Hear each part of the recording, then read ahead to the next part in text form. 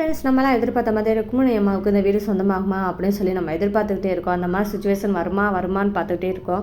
அந்த மாதிரி தருணம் சீக்கிரம் வரப்போகுதுன்னு சொல்லலாம். புதுசாக என்ட்ரி கொடுக்க போகிறாங்க ருக்மிணி அம்மா. அது எந்த மாதிரி என்ட்ரி கொடுக்க போகிறாங்க அப்படின்னு பார்க்கணும்னா என்னோட சேனலை மறக்காமல் சப்போர்ட் பண்ணி ஆதரவு தெரிவிங்க. அது மட்டும் இல்லாமல் இந்த வீடியோ பிடிச்சிருந்தா லைக் பண்ணி தெரிவிங்க.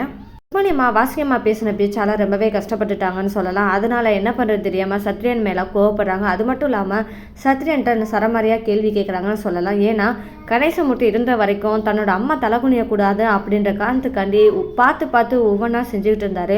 கணேசமூர்த்தி போனதுக்கப்புறம் இப்போ அவங்களோட நிலைமையே ரொம்பவே கஷ்டமாச்சு அப்படின்னு தான் சொல்லலாம். காரணத்தினாலேயே ருக்மிணி அம்மா கேட்குறாங்க சத்ரியன்ட்ட, உங்கள் அண்ணன் இருந்த வரைக்கும் என்னை தலைகுனியை விடக்கூடாது அப்படின்ற காரணத்துக்காண்டி பார்த்து ஒவ்வொன்றா செஞ்சான். ஆனால் உங்கள் அண்ணன் போனதுக்கப்புறம் அந்த இடத்துல இருந்து நீ தான் என்னை இந்த அளவுக்கு வைக்காமல் இருந்திருக்கணும். ஆனால் இப்போ ஒன்றால் தான்டா இவ்வளோ தூரத்துக்கு நிற்கிறேன் அப்படின்ற அளவுக்கு ருக்மிணி அம்மா பேசுகிறாங்க. ருக்மிணி அம்மா உடஞ்சி போய் அழுகுறாங்க. அது மட்டும் இல்லாமல் அந்த இடத்துல என்ன சொல்கிறாங்கன்னா, இந்த வீடை நம்பி இந்த வீட்டுக்கு குடி வர போகிறோம் அப்படின்னு சொல்லிட்டு நம்பி நான் அங்கே குடியிருக்கிற வீடையும் நான் வேணான்னு சொல்லிட்டு வந்துட்டேனே, இப்போ நான் எங்கே போய் நிற்கிறது அப்படின்னு சொல்லிட்டு ரொம்பவே அழுகுறாங்க. அந்த தருணத்தில் தான் தனமும் கதிரேசனும் அங்கே வராங்க. அப்போ என்ன சொல்கிறாங்கன்னா, நீங்கள் எதுக்குமா போகணும் அப்படின்னு சொல்லி கதிரேசன் கேட்குறாரு. இருங்கம்மா வரேன் அப்படின்னு சொல்லிட்டு போய் வாசி அம்மாட்ட போய் பேசுகிறாங்க. தான் வாசியம்மாட்ட கதிரேசன் பேச ஆரம்பிக்கிறாரு. என்ன பேசுகிறாருன்னா, இந்த வீடு தன சம்பாத்தியத்தில் கட்டினதாகவே இருக்கட்டும், ஆனால் இந்த இடம் யாரோடது? கணேசமூர்த்தி வாங்கின இடம் தானம்மா, அவங்க சம்பாத்தியத்தில் வாங்கினது தானே அப்படின்னு சொல்லி கதிரேசன் சொல்கிறாங்க. ஏம்மா நீ யார் சொல்கிறத கேட்டுட்டு ஆடுறேன்னு எனக்கு நல்லாவே தெரியும், சொன்னவதி பேச்சை கேட்டுட்டு தானே ஆடுற அப்படின்னு சொல்லிட்டு கேட்குறாங்க. அப்போ தான் வாசிக்கு பதில் சொல்ல ஆரம்பிக்கிறாங்க. கதிர், நான் இப்போ ஒன்றுமே தெரியாமல் இங்கே உட்காந்துருக்கல, அவங்க சொன்னாங்க இவங்க சொன்னாங்க அப்படின்ற காரணத்துக்காண்டி இங்கே உட்காந்துருக்கல, எல்லாம் தெரிஞ்சுதாண்டா நான் உட்காந்துருக்கேன் அப்படின்னு சொல்கிறாங்க. அப்படி என்ன தெரியும் அப்படின்னு சொல்லி கேட்குற சமயத்தில் தான் வாசுகி எல்லா உண்மையும் சொல்கிறாங்க. அப்படி என்னம்மா உண்மை இருக்குது அப்படின்னு சொல்லிட்டு கதிரேசன் கேட்குற சமயத்தில் வாசுகி சொல்கிறாங்க, தனா வீட்டுக்கு வர்றதுக்கு முன்னாடி கணேசமூர்த்தி கையில் ஒன்றுமே கிடையாது, வாடகை வீட்டில் தான் இருந்தாங்க. அது மட்டும் இல்லாமல் அப்போ இடமே வாங்கலை. தனா வீட்டுக்குன்னு வந்ததுக்கப்புறம் தனத்தோட நகையை வச்சு தாண்டா இந்த இடமே வாங்கியிருக்காங்க. அப்போ முழுக்க தன சம்பாத்தியம் தாண்டா இங்கே இருக்குது அப்படின்னு சொல்லிட்டு வாசியமாக பேசுகிறாங்க. இதனால என்ன சொல்கிறதுன்னு தெரியாமல் கதிரேசனும் வாயம் மூடிக்கிட்டு இருக்காரு. அந்த சமயத்தில் தான் யார் வராங்கன்னா தனம் உள்ளே வராங்க. அப்போ தான் தனத்துக்கிட்ட வாசிக்க கேட்குறாங்க, நீ சொல்லி கொடுத்து தான் இவ இவ்வளோ பேச்சு பேசுகிறானா அப்படின்னு சொல்லி வாசியமாக கேட்குறாங்க. நான் எதுவும் சொல்லி கொடுக்கலையே அத்தை அப்படின்னு சொல்லி தனம் சொல்கிறத கேட்டதுமே, ஓ சொல்லி கொடுக்காமே இவ்வளோ ஆட்டம் ஆடுறியானா, நீ சொல்லி கொடுத்துருந்தேன்னா எவ்வளோ ஆட்டம் ஆடுவியா அப்படின்னு சொல்லிட்டு வாசிக்க சொல்கிறாங்க.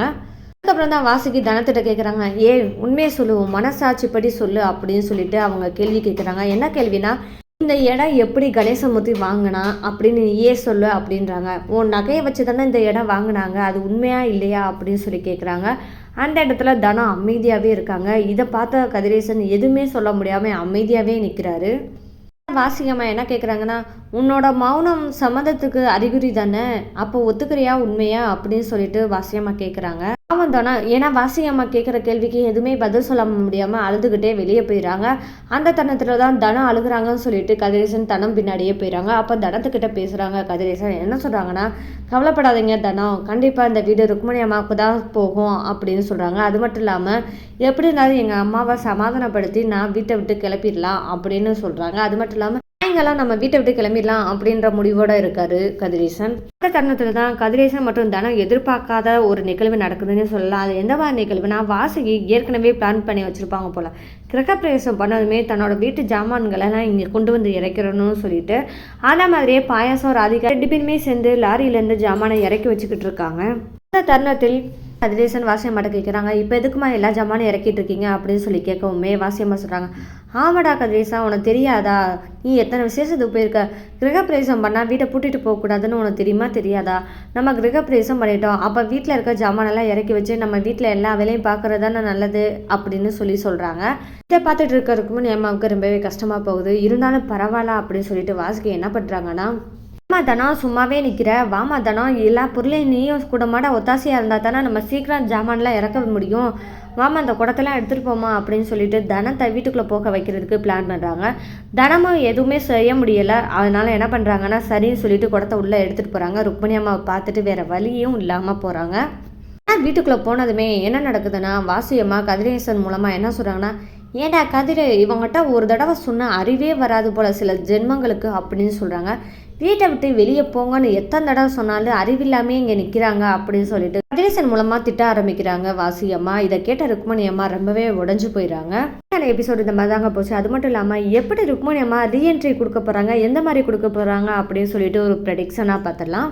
அடுத்ததாக என்ன நடக்க போகுதுன்னா, வாசி மற்றும் ராதிகா இவங்க 2 பேருமே பேசிகிட்டு இருக்க போகிறாங்க. ராதிகா என்ன சொல்லுவாங்க, இது நாள் வரைக்கும் நீ தான் மருமக, இந்த வீட்டு மருமக சொல்லிட்டு என்னை எவ்வளோ தூரம் ஆசையை கொண்டு வந்துட்டு இப்போது புதுசாக வீடு கட்டி சொத்து சொகம் சேர்க்கவுமே தனத்தை மருமகளாக நினச்சிட்டிங்களா, அப்போ என்னோட நிலைமை என்னத்த அப்படின்னு சொல்லிட்டு ராதிகா அழுதுகிட்டே வாசி அம்மாட்ட பேசுகிறாங்க. அந்த தருணத்தில் தான் வாசி என்ன சொல்கிறாங்க, நீ ஏன் ராதிகா அழுகிற அப்படின்னு சொல்லி கேட்குறாங்க. அப்போதான் தன்னோட திட்டத்தை வாசி அம்மா ராதிகாட்ட சொல்கிறாங்க. அந்த தருணத்தில் யார் கேட்டுட்ருக்காங்கன்னா ருக்மணி அம்மா கேட்டுட்ருக்காங்க. அப்படி என்னதான் சொன்னாங்கன்னு பார்த்தா, என்னம்மா பிளான் பண்ணுறாங்க, இப்படியெல்லாம் பிளான் பண்ணி ஒரு பொண்ணோட சொத்தை அபகரித்து இவங்கெல்லாம் இப்படி பொழைக்கணுமா அப்படின்றது தான் நம்மளோட கேள்வியாக இருக்கும்.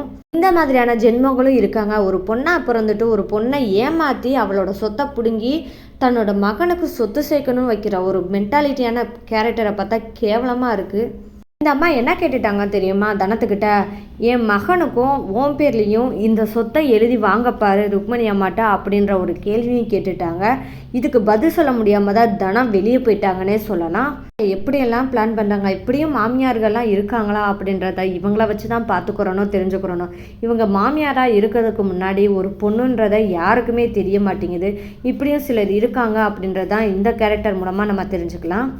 வாசி அம்மா தன்னோட பிளானை சொல்கிறாங்கன்னே சொல்லலாம். அப்படி என்ன பிளான் சொல்கிறாங்கன்னா, ராதிகா நீ தான் எப்பவுமே என்னோட மருமக, எப்படி இருந்தாலும் இந்த தனத்தை வீட்டை விட்டு வெளியே அனுப்பிடலாம், இந்த வீட்டை நம்மளோட பேரில் அதாவது கதிரேசன் பேரில் அந்த வீட்டை எழுதி வாங்கிட்டு இவளை வீட்டை விட்டு எப்படி இருந்தாலும் நான் துரத்தி விட்டுருவேன், துரத்தி விட்டனுமே நீ தான் கதிரேசனுக்கு பொண்டாட்டியாக இருக்க போகிற, நீ தான் என் வீட்டு மருமக அப்படின்னு சொல்லிட்டு வாசிக்கு தன்னோட பிளானை ராதிகாட்ட சொல்லிட்டு இருக்கதா யார் கேட்டுறாங்கன்னா ருக்மணி அம்மா கேட்டுறாங்க.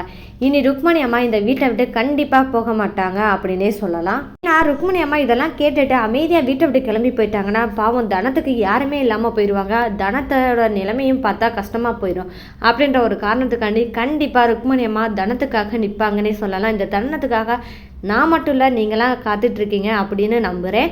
இந்த மாதிரியான எபிசோடுக்கெலாம் நீங்கள் காத்துட்ருக்கீங்கன்னா என்னோடய சேனலாக மறக்காமல் சப்போர்ட் பண்ணுங்கள். இனி ருக்மணி அம்மாவோட என்ட்ரியே வேறு லெவலில் இருக்க போதுன்னு தான் சொல்லலாம். அந்த தருணத்துக்காக நான் காத்துட்ருக்கேன். நீங்கள் காத்துட்ருக்கேன்னா என்னோடய சேனலாக மறக்காமல் சப்போர்ட் பண்ணி ஆதரவு தெரிவிங்க. மீண்டும் சந்திப்போம்.